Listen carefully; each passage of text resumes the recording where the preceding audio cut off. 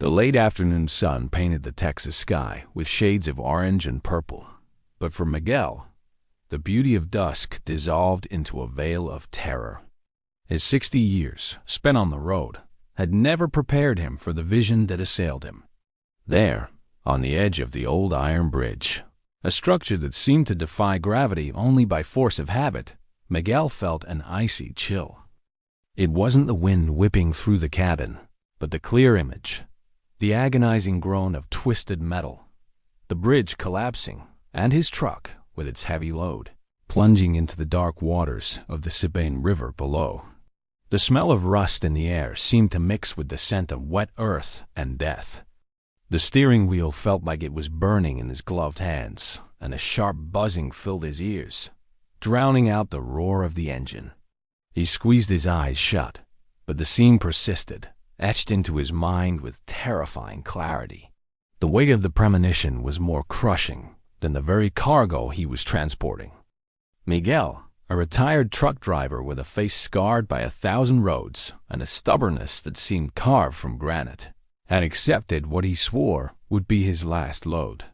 It was a favor for his old friend, Frank, a burly man with an easy smile, and the client is one of those who don't take excuses. Frank said, impatiently tapping the truck's fender. Miguel still had the bitter taste of the premonition in his mouth, a metallic, cold sensation that refused to dissipate.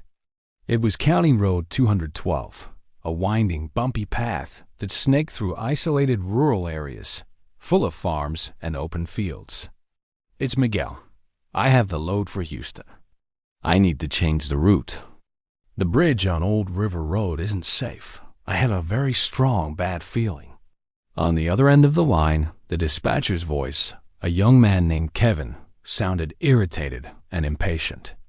"Miguel, that bridge has been standing for 70 years. It's a landmark in the region. We can't change the route like that. It's too much time and cost. You know how important this load is to the company, and the contract we have with this client." Miguel described his premonition with a conviction that surprised even himself, the tension in his voice making him sound almost desperate. He spoke of the smell, the sounds, the feeling of free fall, the details of the structure breaking apart.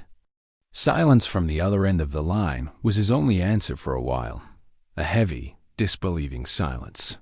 It seemed Kevin was thinking, or perhaps consulting someone, as Miguel heard muffled whispers in the background, before Kevin's voice returned, still irritated, but with a tone of resignation and perhaps a touch of curiosity.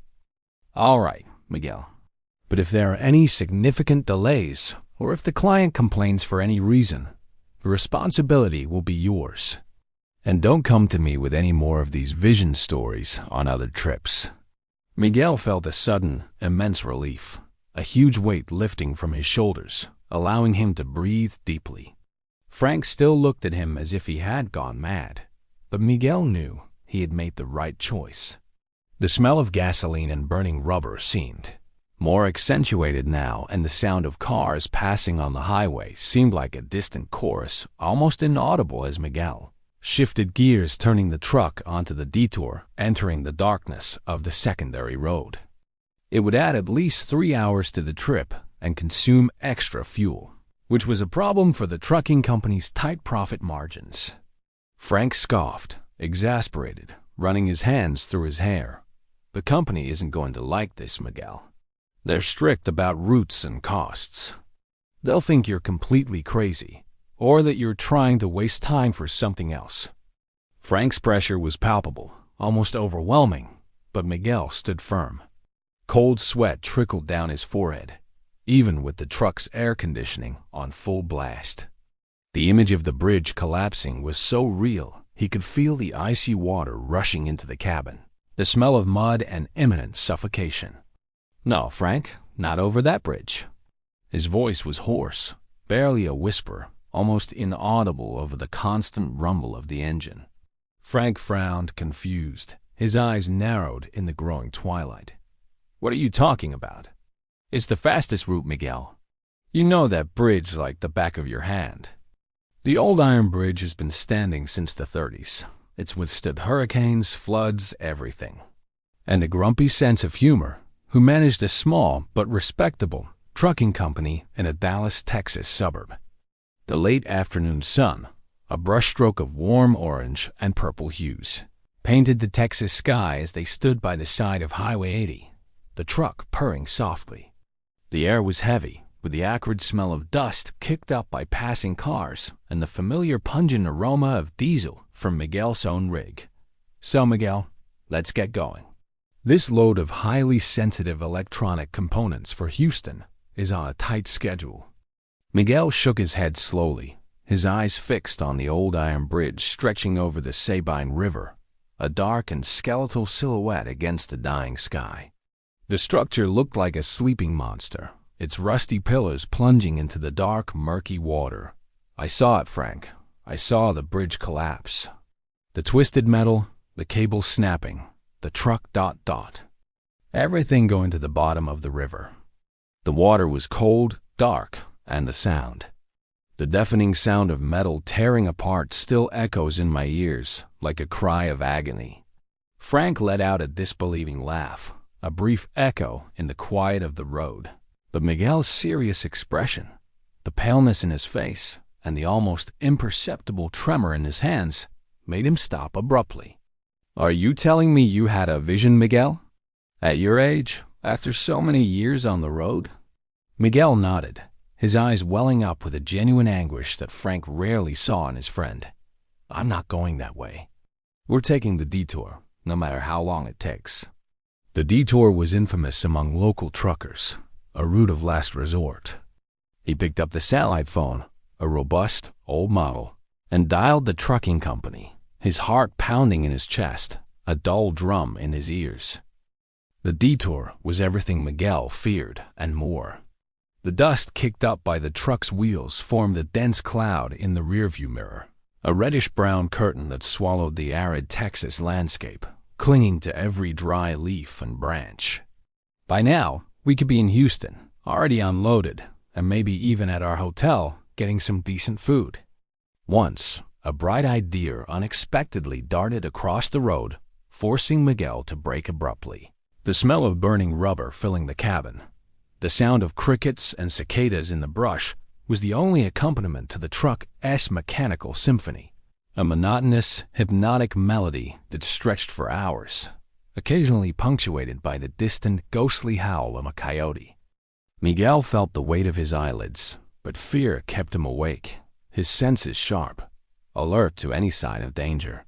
He remembered stories of truckers who got lost on these secondary roads for days, or who suffered serious accidents in isolated stretches without help for hours.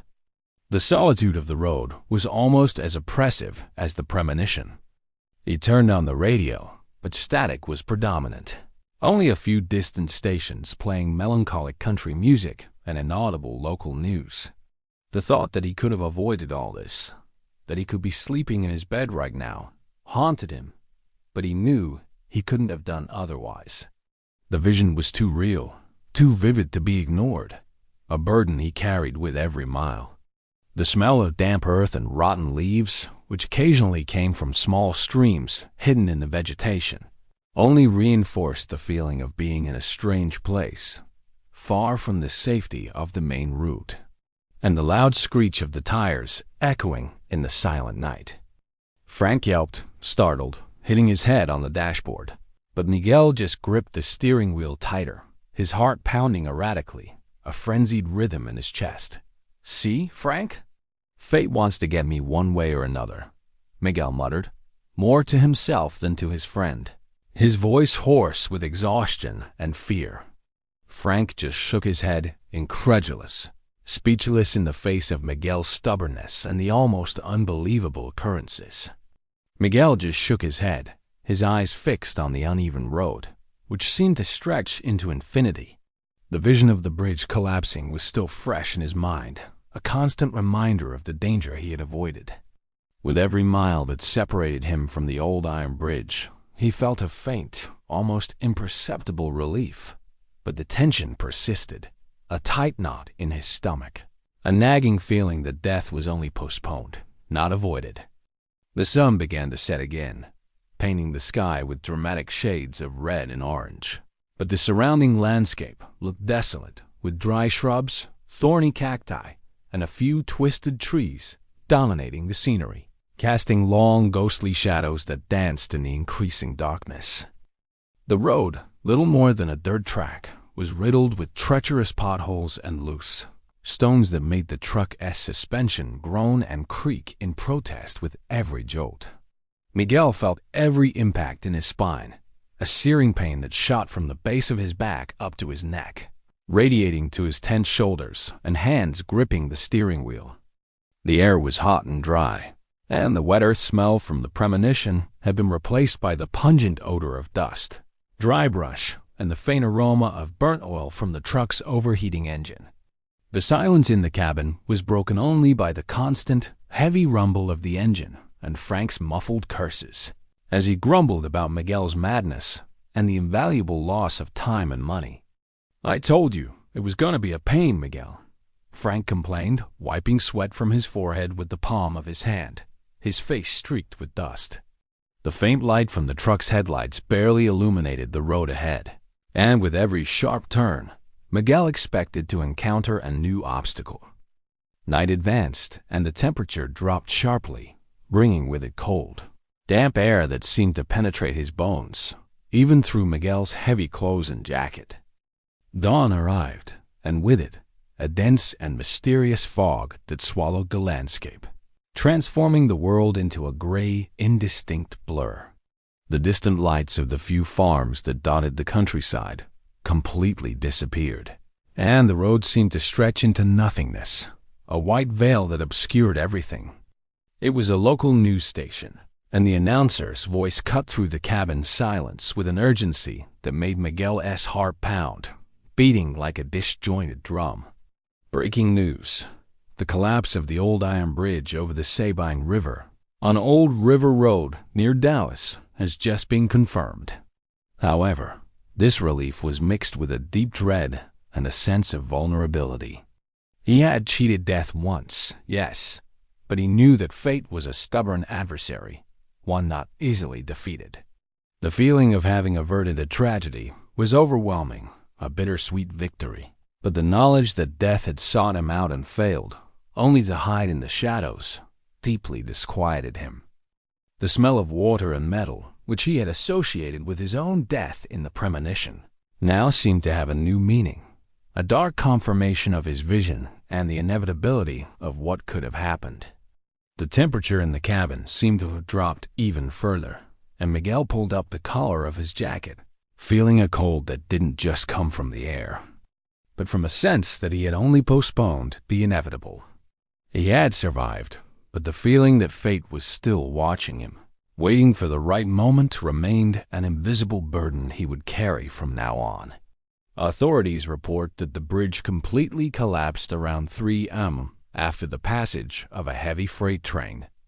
Miraculously, no fatalities have been reported, but the structure is completely destroyed and traffic in the region has been suspended indefinitely. Authorities are asking drivers to avoid the area and seek alternative routes immediately. Miguel slowed down even more, his eyes fixed on the road, trying to discern anything through the white, damp veil that seemed to suffocate the air. The hands gripping the steering wheel trembled slightly, and cold sweat trickled down his forehead. The Premonition, which Frank had mockingly dismissed, which the trucking company had skeptically questioned, had come true with terrifying accuracy. The bridge he had refused to cross had indeed collapsed, exactly as he had seen in his vision. Frank woke up with a start at the sound of the radio, and looked at Miguel, his eyes wide with disbelief and shock, his mouth agape in a perfect "oh." The bridge. "It really collapsed. You ... You were right, Miguel." "For heaven's sake, you were right." Miguel just nodded, unable to speak, his voice caught in his throat, his mind processing the magnitude of what had happened.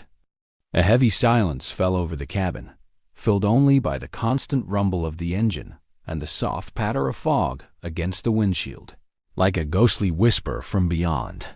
The humidity in the air was palpable, and the wet earth smell that had haunted him in the premonition returned with force, mixing with the aroma of oil and smoke from the truck, creating an oppressive and almost suffocating atmosphere.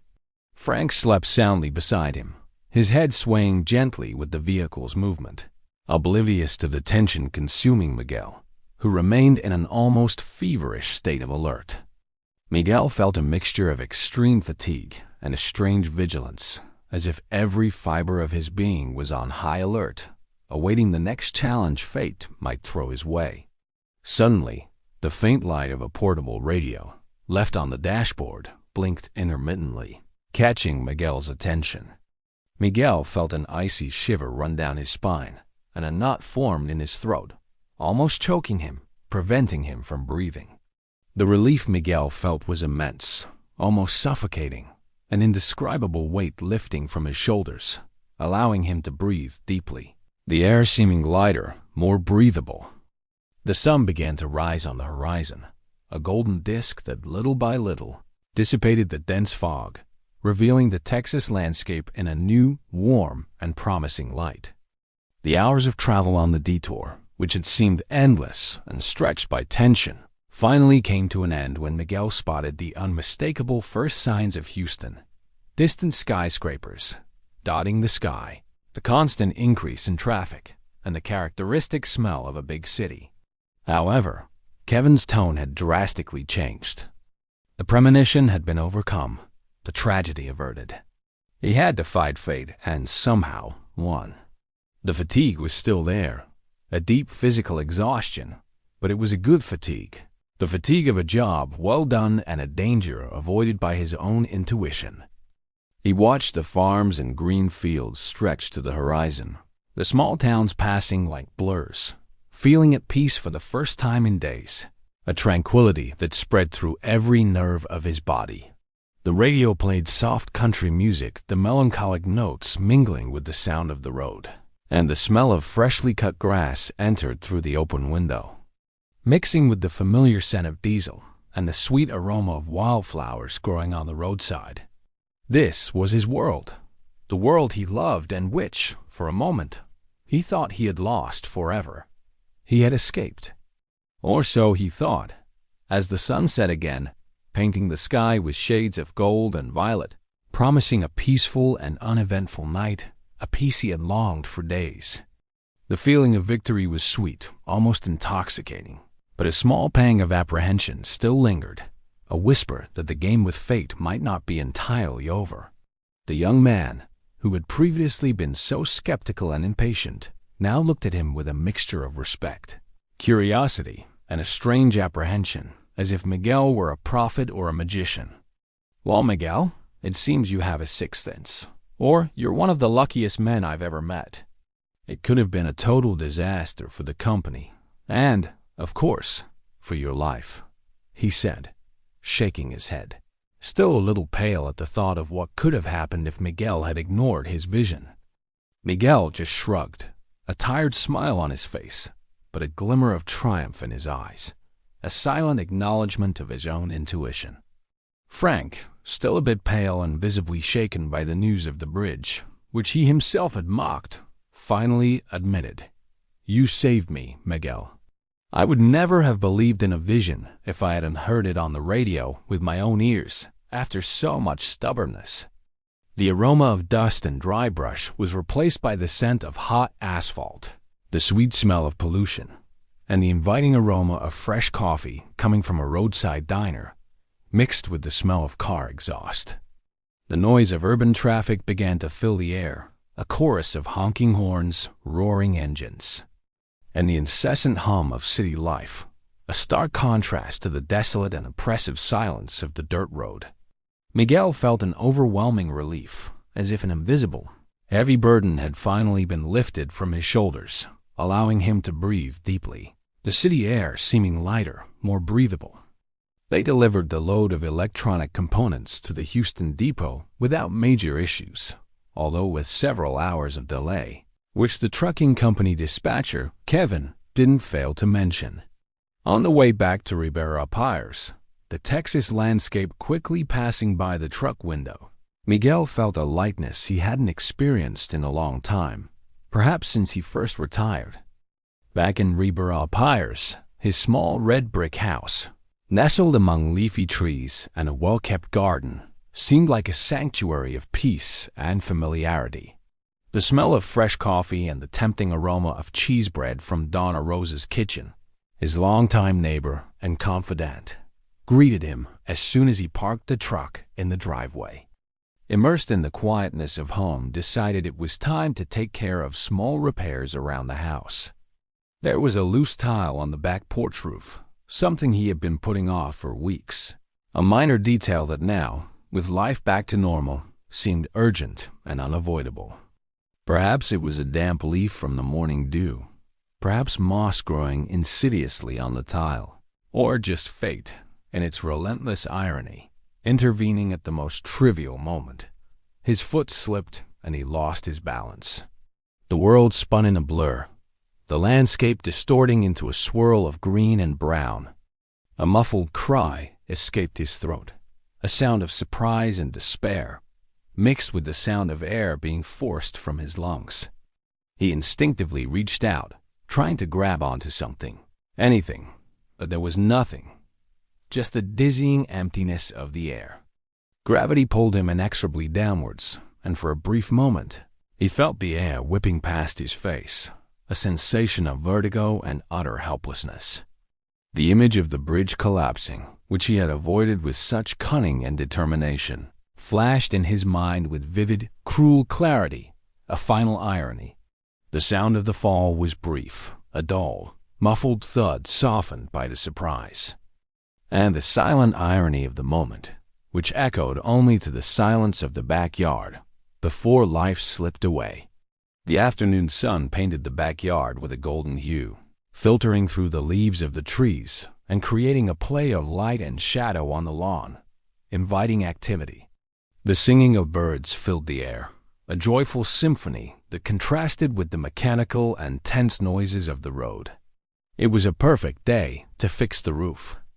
Routine, the blessed routine he had left behind for this last venture, embraced him with the familiarity of a warm, comforting blanket, easing the tension of the previous days. The quiet streets of his neighborhood, with the sweet scent of jasmine and bloom and the distant sound of children playing in the square, were a balm for his weary soul, a gentle melody that calmed his still tense nerves from the journey. Miguel, after a well-deserved 2-day rest where he spent most of his time on the sofa reading the local newspaper and napping, he fetched the aluminum ladder, light and familiar in his calloused hands, and braced it firmly against the house wall, ensuring it was stable and secure on the grass. The truck, his faithful road companion, was parked just below, a sleeping giant under the cool shade of the mango tree, its metal still warm from the afternoon sun reflecting the light. He smelled the dampness and mildew coming from the roof, mixed with the sweet aroma of ripe mango that had fallen to the ground, attracting a few bees. The gentle breeze brushed his face, and the distant hum of city traffic barely reached his ears, muffled by the tranquility of the backyard. He climbed the ladder with the agility of a man who, despite his 60 years, still possessed the strength and dexterity from years of arduous physical labor. The loose tile was right on the edge, near the gutter, and he had to stretch a bit to reach it, extending his left arm to manipulate it. As he leaned over, the sun momentarily dazzling his eyes, Miguel's shoe, an old work boot with a worn sole, found a slippery spot. The silence that followed was the most profound Ribera Pires had ever witnessed on that sunny and seemingly peaceful afternoon. There was no sound of twisted metal, nor the roar of dark waters swallowing a truck in a spectacular disaster. Her concern led her to knock on Miguel's door, and receiving no answer, she peered over the low fence. He was not in the dark waters of a river, nor beneath the rubble of a collapsed bridge, but under the weight of his own truck, the same vehicle he had driven for years, which had carried him for thousands of miles, the very one he had saved from an imminent fall. He escaped a grand and public demise, only to meet a silent and ironic end in his own home, in a moment of mundane routine. But is fate always so unyielding, or is there room to escape its designs, even if only for a brief moment? And what if Miguel's premonition wasn't about how he would die, but merely that he would die, and the bridge was just one of many paths to that inevitable end? The giant of metal, which had been his faithful companion and his source of livelihood, was now the silent instrument of his departure. There was no blood, no explicit details of violence, only the image of the relentless force of gravity and fate, which, at times, finds its own ways, the most unexpected and ironic, to fulfill its design. Just a dry, muffled thud that quickly dissipated in the warm air, and then an unsettling silence that seemed to swallow the birdsong and the distant hum of the city, leaving only the whisper of the wind through the leaves of the trees, an almost inaudible lament. The loose tile remained in place, intact in its insignificance, a mute testament to an unfinished task, a small detail that, in its discretion, held the key to the tragedy that had unfolded. The sun continued to cast its golden light over the backyard, oblivious to the cruel irony of fate that had been consummated beneath its benevolent rays. Miguel's body was found later by Donna Rosa, his neighbor, who found the unusual silence from his backyard unsettling. The truck was parked there, in the protective shade of the mango tree, almost as if waiting for him, a steel monster awaiting its moment. Miguel, the man who cheated death on the road, who defied a premonition and changed his course with determination, found his end in his own backyard, crushed by the familiarity and protection he had built around himself, by the deceptive comfort of his home. Life, in its unpredictability and irony, had woven a complex plot, where the escape from one danger led to an unexpected and, in some ways, inevitable outcome, a cycle that completed itself. The smell of freshly cut grass and the sweet aroma of ripe mangoes seemed to linger in the air, tinged with a silent melancholy, an invisible lament for the life that ended so trivially and definitively. Miguel's legacy would not be that of the bridge that collapsed, an event he miraculously avoided, but rather that of a man who tried to outwit fate, who fought against the inevitable, only to discover that, in the end, it always finds a way, no matter how convoluted, surprising, and ironic. Miguel's story reminds us that fate, at times, possesses a dark sense of humor and relentless stubbornness.